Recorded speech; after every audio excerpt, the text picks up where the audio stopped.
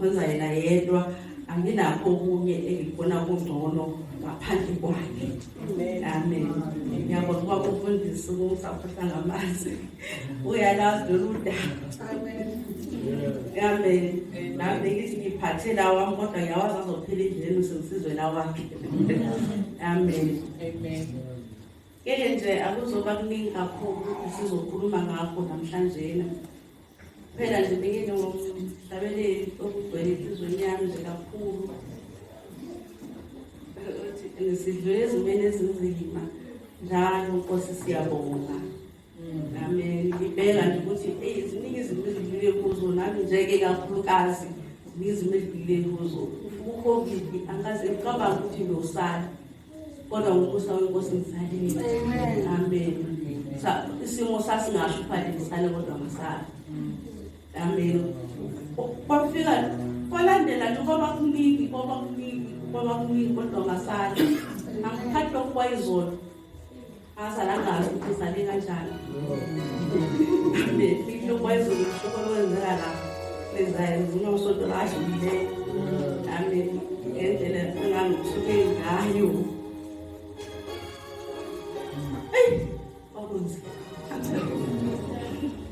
Kodwa ngokuthi-ke nje siyaphila manje nokuthi uNkulunkulu ukhona uNkulunkulu. Amen. Ngingahleka uma ngingantshela ukuthi uNkulunkulu ume nami unzima kanjani ngangikwazi ukukhuluma engilala endlini engaboni ukuthi nami ngifihlele ukuthi konakele ngithuke ngalolu hlobo lolu engalazi. Ngiyamazi uNkulunkulu ukuthi uNkulunkulu wezimanga. Ngimfundile ngambona indawo endleleni yokungihamba naye. Kodwa lokho ayangenzela bona ngalelanga wangenza ngamsaba kakhulu. Ngiyantshela ukuthi ngalelanga uma wethe ucela ngimkhonze inkonzweni abomama. Ingazi ukuthi uzomtshela nje ukuthi ngiyahluleka mina manje ngeke ngisakwazi. Ngiyamsaba uNkulunkulu ngiyaqhaqhazela. Yathi uzobe la ngiphoxe angivele ngithule ngitshelela lokho omqhaqhazelisayo. Ngamtshela ukungiqhaqhazisa kanje mina ngazo ngithini kwazalwane. Yena ehlele ezweni eyikwame wathi ubona-ke lo akazosithwa ngapha uvela khali angimyeke kwawo. Wayihlela kanje inkonzo lendlela ayihlela ngayo wakufishwa mina lapha yena wazalwane wabonakele. Angikaze mina ngiyibone le nto ayibala suka wabonakele ngasungahamba ngobona kulo muzi okukhuleka khona afika ngashaya uvalo nokupha bekhona idlula ayikho bengabantu la abekho ngathuka kakhulu. Ngiyathuka-ke mina kwecela wazobadlulela. uNkulunkulu ngambonga ukuthi wama nami ngalolu suku ngoba ayikinazo phambi kwenu wabonakele. uNkulunkulu wemangaliso ngakho ngibonga ukuthi nje sibe nawe ezimeni ezinzima njalo hlezi uNkulunkulu. Amen. Sizovula incwadi yamaKhorinte okuqala chapter 10.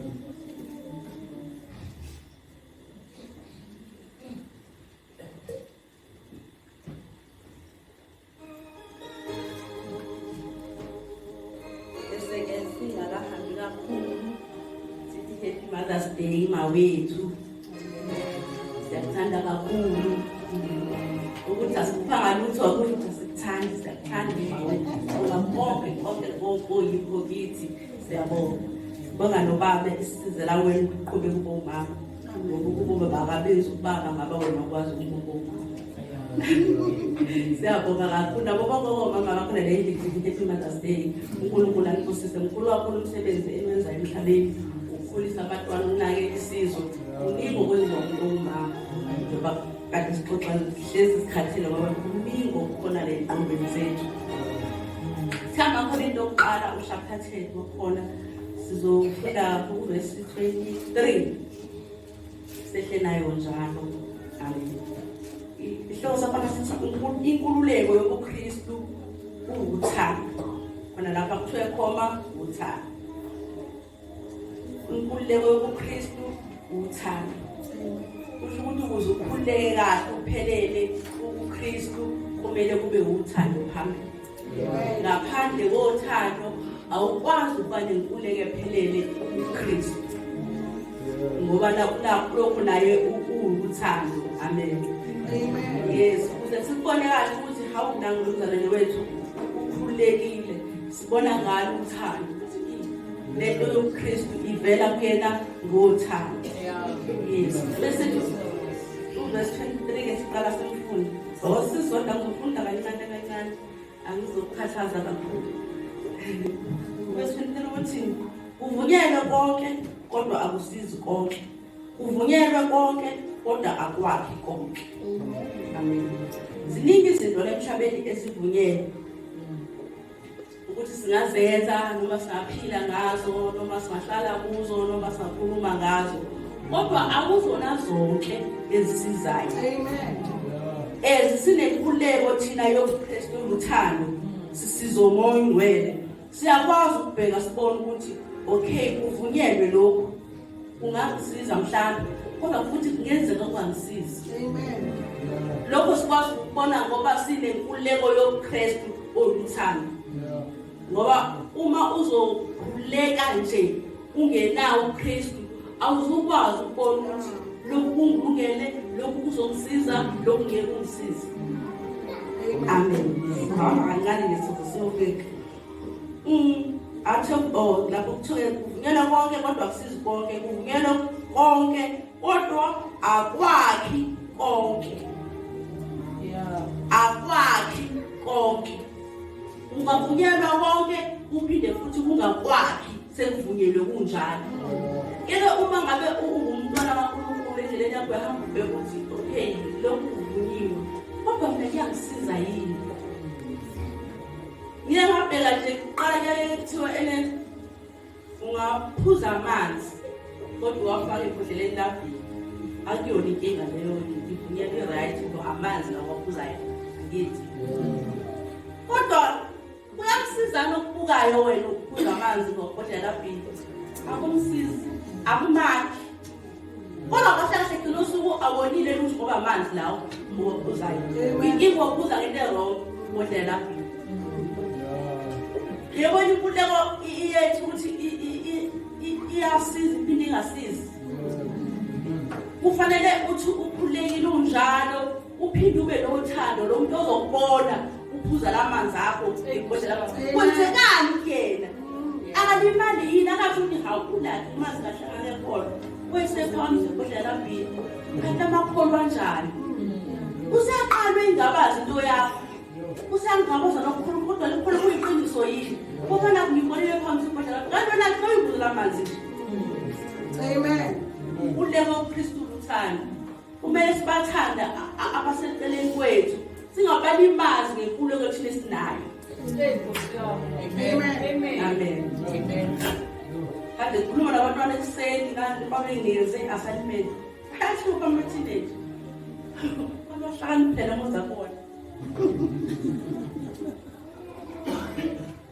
Afika la mina athi manje fundile la mina usukutosipotini ngitshela ukuthi unento fanele sidle, into fanele sidle. Mina ngiqondi lo muntu ukuthi ubingolo besiyayidla. Amen. Amen. Yo, ashata wangene kingi. Kufanele ikhasile le ibekini. Yes. Amen. Amen. Ngathi Nkosi khona ngiyazi ukuthi siyadla sifunde singadli.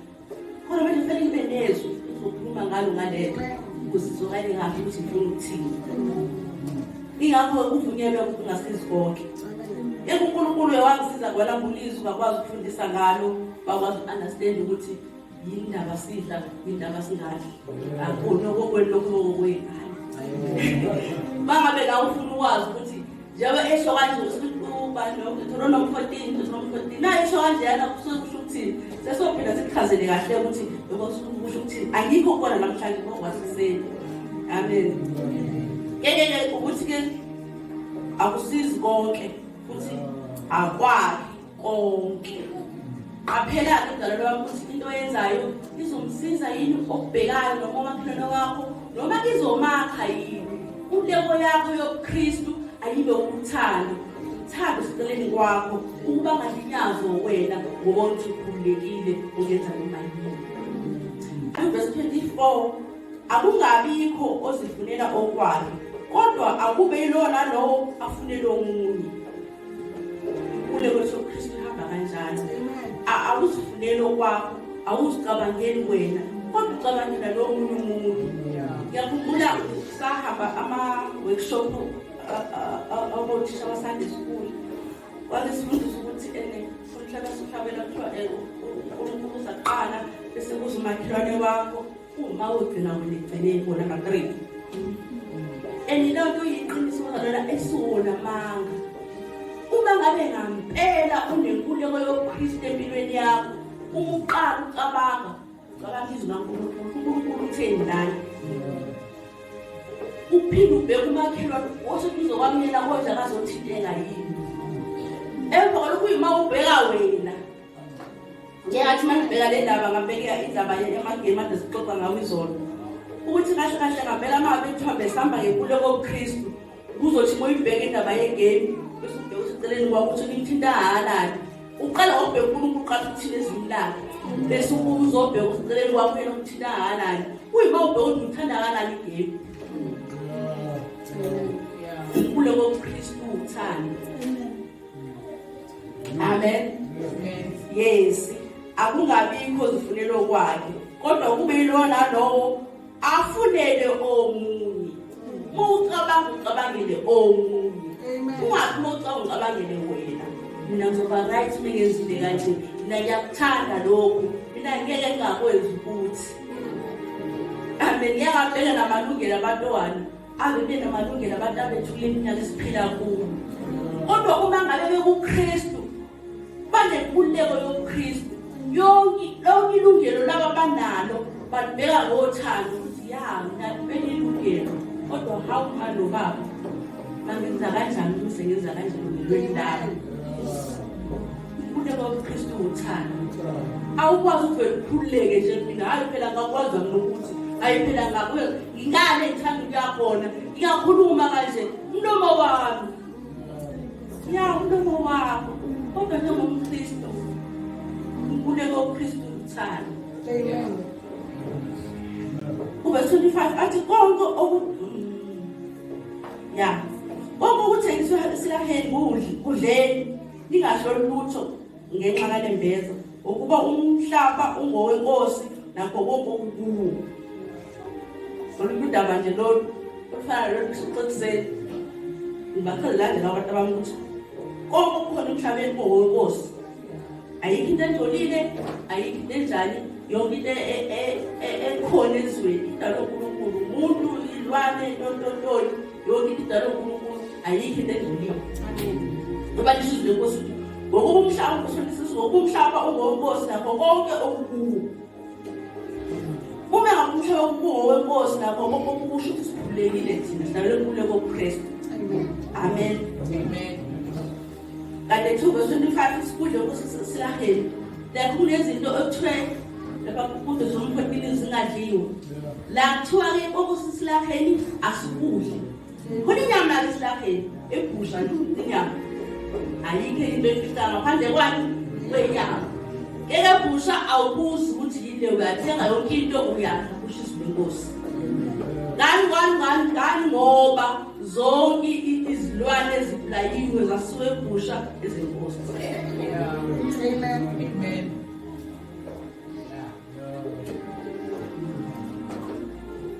Inkululeko yobuKristu ke leyo esinayo thina. Athi verse 27 uma omunye wabangakholwayo enimema nithanda ukuya udleni konke okubekwa phambi kwenu ningaphuzi lutho ngenxa yalembeza. Yenza abazalwane bethu bangakholwa bezimpi yabo basimeme izwi lenkosi lithi asofika sidle singabuzi ngenxa yenkululeko kaKristu uKristu asinikeze yona.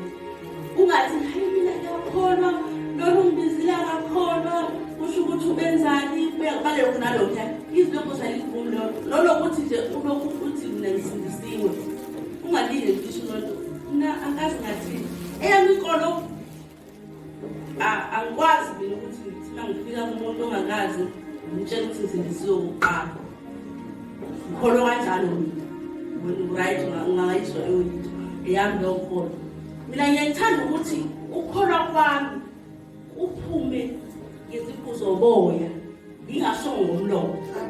Umuntu oseduze kwamasibonelelo ukuthi ayikeke uzalwane indlela engikhuluma ngayo, indlela engenza ngayo, indlela yonke into yami ikhombe yona ukuthi ngumntwana kaNkulunkulu, ungabi mina engishoyo. Amen. Lokho kuyasiza kakhulu ukuthi ukwazi ukuzigayida ngezwi lenkosi endleleni yonke. Kanti uzothi ngiyakholwa kuphele khona lapho kusesinye isimo ungakwazi ukusibeka ngokusuka kaNkulunkulu ukuthi la usukhohliwe njalo ukade utheni kubantu.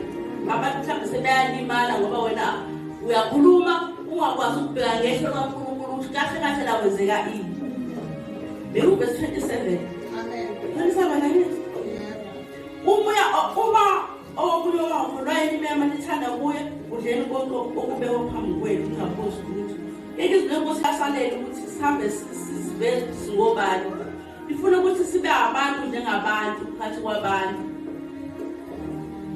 Ekuseni kade ngixoxa nabantu abami ngeke ngabafundela indaba Pethu eshawa unyazi. Izwi lenkosi lapho ngesikhathi eshawe unyazi wekade esemkhulekweni phezulu kwendlu wafika wakulamba bese lambile besamlungisela ukudla washowa siyezi. Wow, ngesikhathi sesiyezini lapho wabona umbono uNkulunkulu emehlisela indwangu ebaqophumane igcwele zonke ilona oyicabanga khona phansi komthunzi welanga. Wathi uNkulunkulu ke lahlaba udla athi uPethu awungadla kanjani ngoba kukhona into engcolile phakathi kwendwangu yakho. Nangaze ngidle into engcolile leyichile. Athi uNkulunkulu konke okudalwe yimina akukho kuyichile nokuyihlazo. Amen. Iyapho izwi lenkosi lala lithi uma bangakholwayo bentema ithanda ukuyidlela anoya nidla ingaphosi lutho ufike nidla ngenxa kanembeza.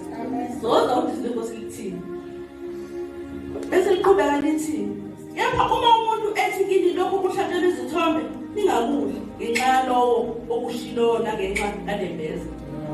Uma ke sakaqala wakutshela ukuthi noma udlale nje bengenza ini akuthini ayizungayeka ukusetshelile phela usuyazi eqeni kuzo abantu ungazi la-ke lelingasehla alisikhuthaza ukuthi sidle noma sazi kwenziwani. Amen. uNkulunkulu umelele nokukhonza izithombe ungakhonzwa nazo zonke lehlalisha ngisho uNkulunkulu usikhiphile kuzolona siphume sibheke. Kodwa akasho ukuthi sihambe sithi thina siyakholwa besibhiza hayi mina ngizi noma ungazi ukubizelana awuzi wena ngoba uyakholwa usuke sowonile uNkulunkulu wenza kanjani.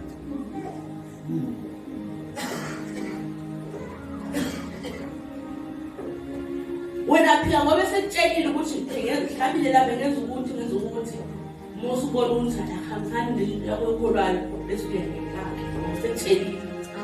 Ngiyacela ungabuzi ehlaphela ungabuzi thenga yonke into yakhona udla. Inkululeko yobuKristu ke lesinawo thina. Kodwa inkululeko yobuKristu ayisho ukuthi masilimaze abanye abantu ukuthi sina siyazi ulwazi lwethu alungasikhathi noNkulunkulu ngokulimaza abanye abantu. Ingakho kufanele inkululeko yobuKristu kokuthanda ngaphambi kokuba uwenze nomkhulume caba uKristu caba umuntu uzokwazi ukuphendula lapho. Amen. Yes. Bese verse 29 kangisho owakunembeza ngisho owalowo munye ukuba yini ukuba inkululeko yami yahlulwe kunembeza womunye. Kangisho owakunembeza ngisho owalowo munye. uNkulunkulu ekhuluma lapho uNkulunkulu nembeza ukhuluma nembeza walokubhekile lokubonayo wenza lokho usukuyenza. Uyena olimalayo kakhulu kunawe. Uyena oyakwazi ungena emthunzini wezulu ngenxa yakho wena ulowo ukwazi yena bengazi lokho kwenza ukwenzelana. Ulwazi lwakho nenkululeko yakho uKristu mayingamlimazi omunye umuntu. Ukuthi wena uyazi ukuthi kuthiwe idla yonke into ungabuzi lutho. Uma ngabe ukhona nje inhlobo zoncane ondalo hayi usukuyenza ukuthi uzolimala lona umuntu. Uzongakazi ukuthi kwenzeka bekwenze njani uyabe kwenze njani uyabe ngenze njani. Lento ifundisa wena okolwayo ongakholwa wafundiswe lendaba yazi wazi ukuthi abantu abasindisiwe lokwenziwe into ethile bona bangeni lapho ukuthi wena kunolwazi oluthile.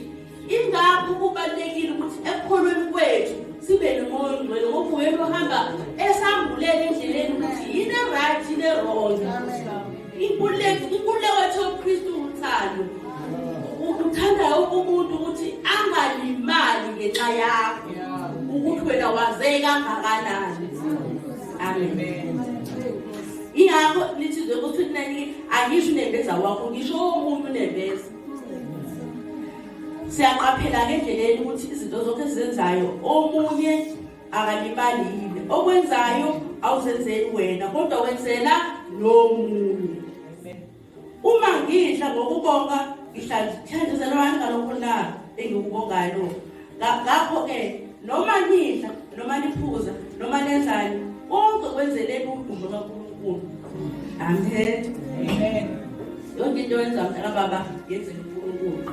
Ayingabikho into ozoyenza ngokwakho. Yonke into oqala ukuyenza yenzele ukuthi uNkulunkulu anikeze udumo hayi wena. Amen. uNkulunkulu akathola udumo.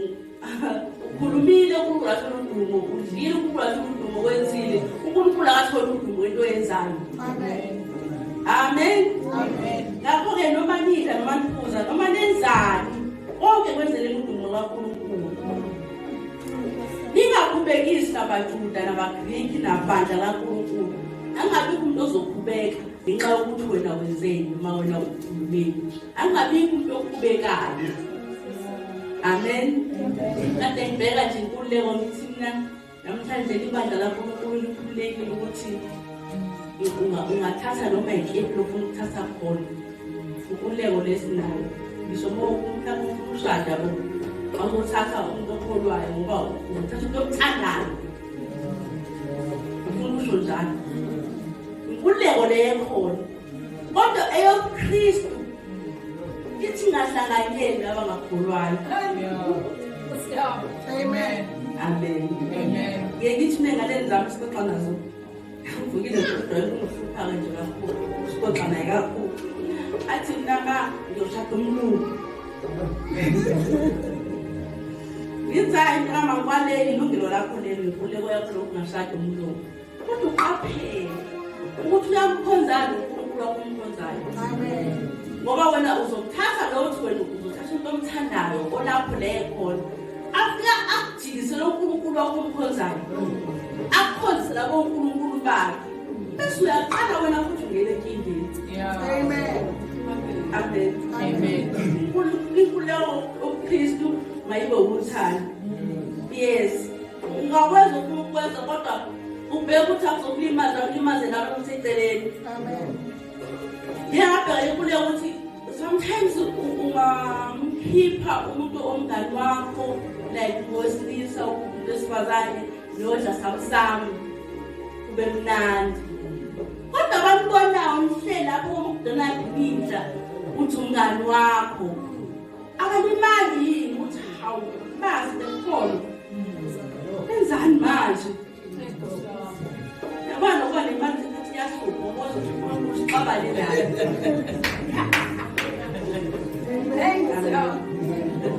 Bazalwane sibheke inkululeko yethu ukuthi akube inkululeko yobuKristu.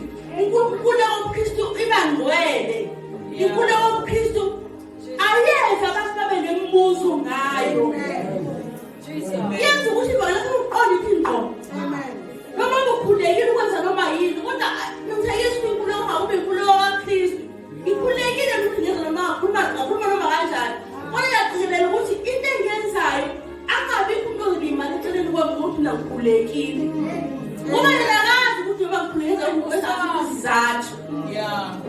Amen. Impilo phela ngaze uzokhulumela ukuthi lokhu ngakwenza ngoba akunankinga vele kodwa ungakholwa ngeke azawazi ukuthi nandenzela leyo into. Nje mina lapho namhlanje ukuthi noma singakhuleka kangakanani kodwa inkululeko siqaphele ukuthi ngaKristu. Kube yobuKristu nje futhi siqaphele ukuthi akukho imali eceleni ngenxa yayo. Amen. Ithi lokho singaqhubekisi nabaJuda nabaGriki nabandla kaNkulunkulu. Isho nathi nje ungasiqhubekisi.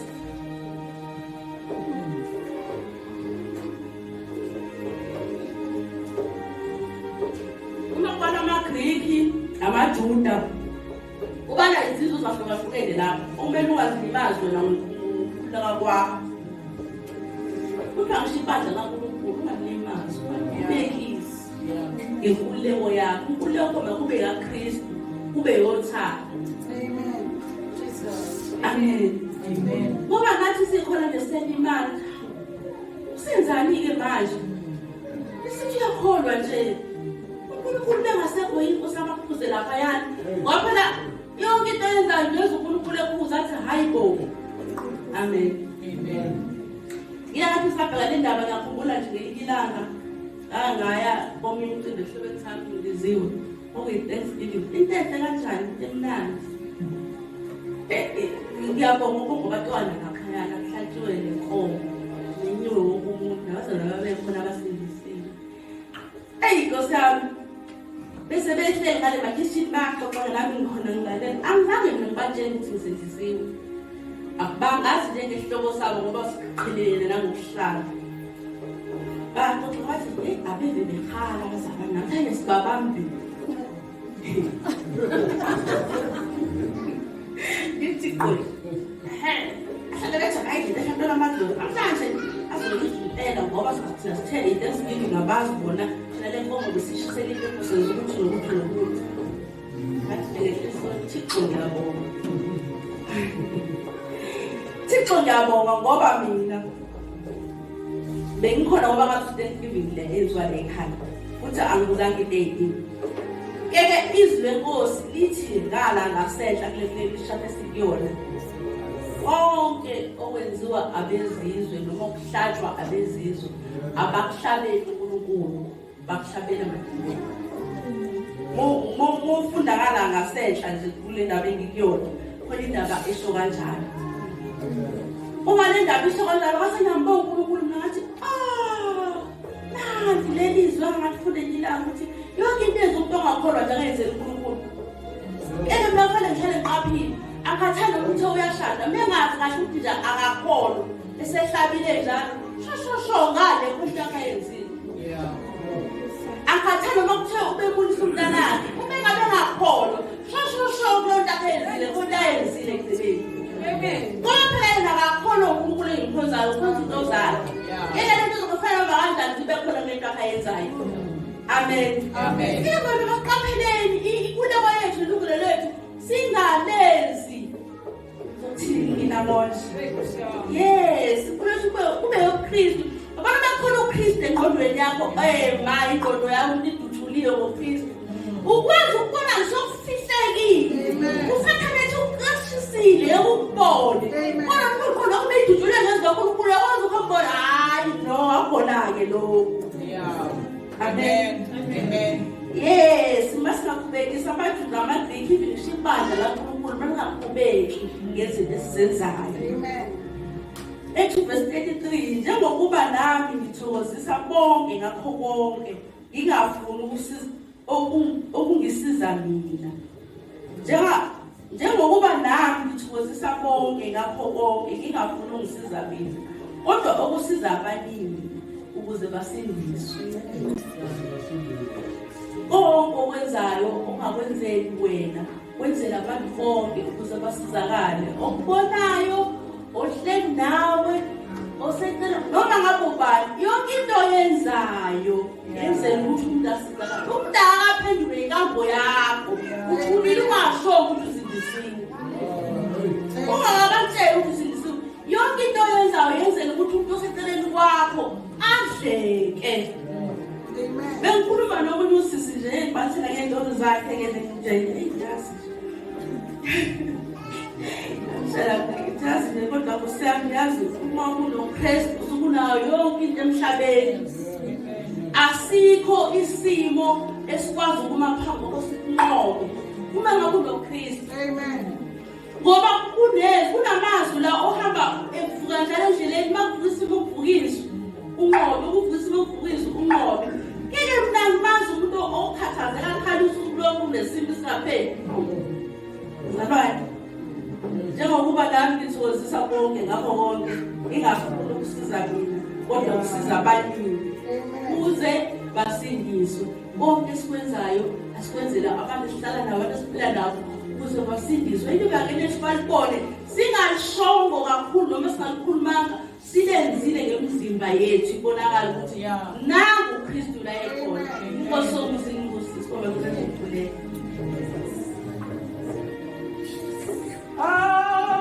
Sidingi nasiba